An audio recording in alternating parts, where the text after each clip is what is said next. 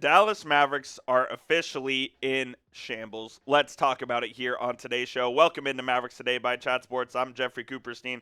We have a lot to get to, and there's a lot of bad things that we have to discuss. But before we get into today's show, please be sure to hit that subscribe button. Even through the dark times, which make no mistake, this is a dark time right now to be a Mavs fan. We're still talking about the Mavs win or lose, so be sure to hit that subscribe button. And we'll still cover the team, whether Luka's on the Lakers or not, whether Nico Harrison's the GM or not. We'll still cover everything that happens with the Mavericks. And we'll start with just last night. What an incredible scene of events that happened. Number one, multiple Mavs fans were ejected from the American Airlines Center for protesting the trade and the team and whatnot. Couple of guys who had signs saying fire Nico Harrison. That we'll get into here in just a moment. Number two, they lost on the last-second shot in overtime. They let DeMar DeRozan drop 40 on your head. They tried to double-team him. He split right through the double-team, sunk the floater for the game winner. Number three, Daniel Gafford got hurt. He's got a knee sprain. We'll talk about Gafford on the back end of today's show. Jason Kidd skipped his post-game press conference for the first time ever. I've been covering the Mavs since the 2016-17 season. This is the first time that a coach has ever skipped a post-game press conference, and the Mavs and Jason Kidd will certainly be fined for that because that is not allowable under the NBA's collective bargaining agreement. So we'll see if there's any fallout from that. And number five, Luka Doncic did play basketball yesterday, but for the Los Angeles Lakers. All in all, it was a disastrous night at the American Airlines Center for the Mavericks, and I want to go to this picture, which was absolutely fascinating. These two guys held up a Fire Nico sign, and they were ejected from the arena. Now, the guy on the right as well. If you haven't been following, the Mavericks in their in-game presentation have not been showing fans at all on the Jumbotron. Well, last night, for the first time, they did show fans on the Jumbotron when they did a little karaoke thing where you were supposed to sing the lyrics to the song.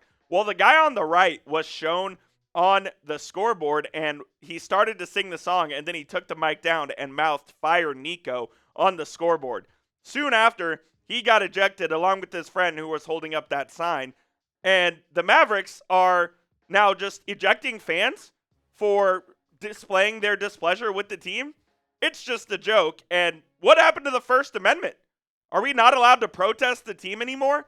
I get that it's a private organization, but not allowing the fans to voice their displeasure, ejecting fans for talking back to the organization, that is a quick way to alienate the fan base. Oh, and by the way, Nico Harrison and Patrick Dumont were there. Harrison was spotted courtside before the game. Dumont was at the game sitting in his courtside seat, and when he returned to his seat for the second half, there were some loud boos, and he heard them. He absolutely heard them. It was not very good. Oh, and to add insult to injury, Mark Cuban was also there, told the fan in the fourth quarter to shut the F up when he was booing after somebody got ejected. It's a bad look for this organization right now.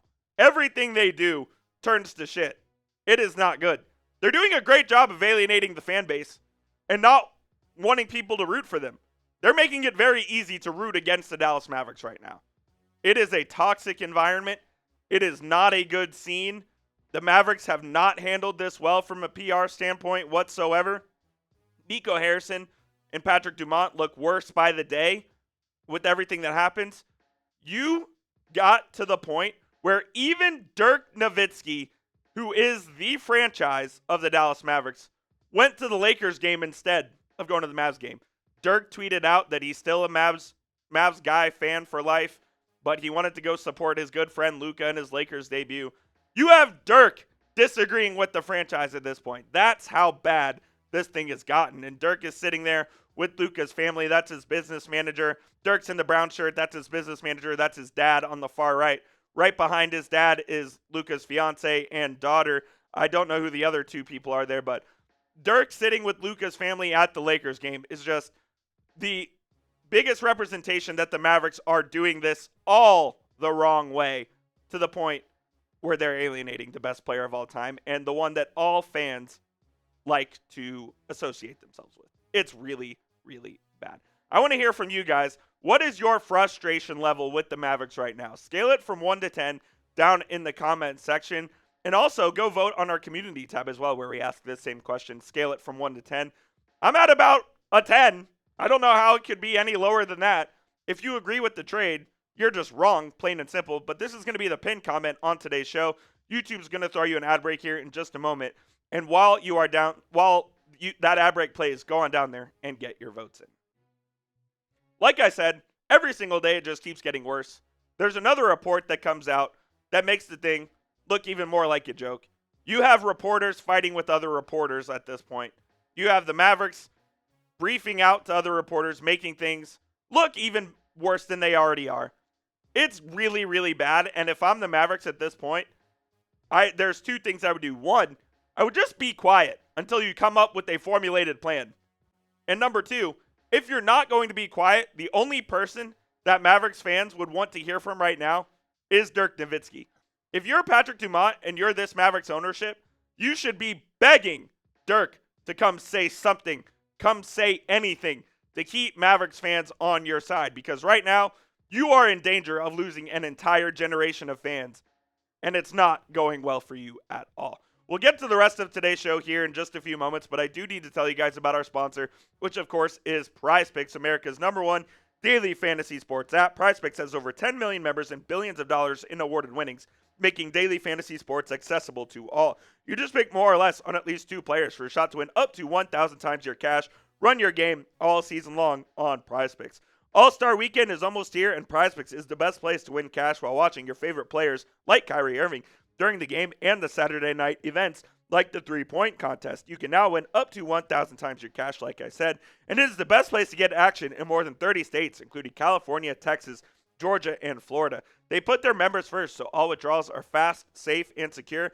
And when my picks hit, I can get my money even in as quick as 15 minutes. And I do have a projection for some other sports that are happening today. I'm going with college basketball. I'm going to take Trey Johnson more than 19.5 points for the Longhorns against Alabama. And then in soccer, I'm going to take Jude Bellingham more than 46.5 passes attempted against Man City. So you can copy my picks and you can combine all sports like that, or you can make picks of your own for all the basketball games going on tonight. Just please make sure you do it with our friends over at PrizePicks. Download the PrizePicks app today.